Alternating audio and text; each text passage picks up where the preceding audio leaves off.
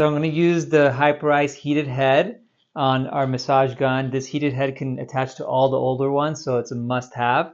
It gets really hot, so it's going to really help with loosening up the muscles, soreness. If you have any injuries, it'll help alleviate some of the injuries. Soreness from workouts. For me, I do this before I do an adjustment to loosen you up so the adjustment goes a lot better, faster, and easier.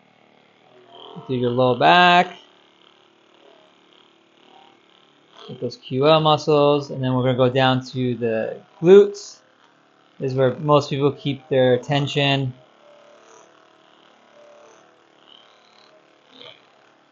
How's it feeling? Ticklish? Okay. You feel the heat? Yeah, I do. Feel good? Soothing? Good.